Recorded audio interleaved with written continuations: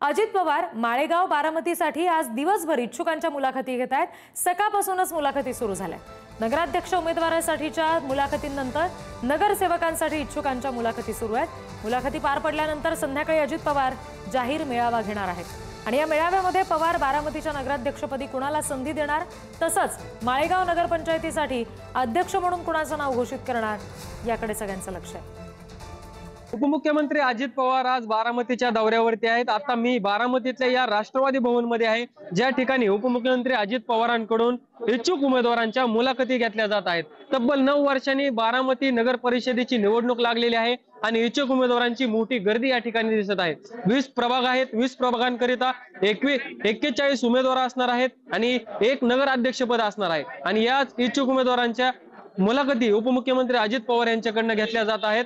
आणि आता नगराध्यक्ष पदाच्या इच्छुक उमेदवारांच्या मुलाखती पार पडल्यानंतर आता इच्छुक नगरसेवकांच्या मुलाखती पार पडत आहेत। थोड्याच वेळात उपमुख्यमंत्री अजित पवारांचा याच ठिकाणी कार्यकर्ता मेळावा देखील पार पडणार आहे आणि या मेळाव्या दरम्यान उपमुख्यमंत्री अजित पवार नगराध्यक्ष पदाचा उमेदवार असेल किंवा नगरसेवक जे इच्छुक नगरसेवक असतील 41 त्यांचे नाव डिक्लेअर करणार का, हे जरी महत्वाचे असले तरी तब्बल 9 वर्षांनी बारामती नगर परिषदेची निवडणूक होत आहेत आणि इच्छुक उमेदवारांनी मोठी गर्दी या ठिकाणी केलेली दिसत आहे।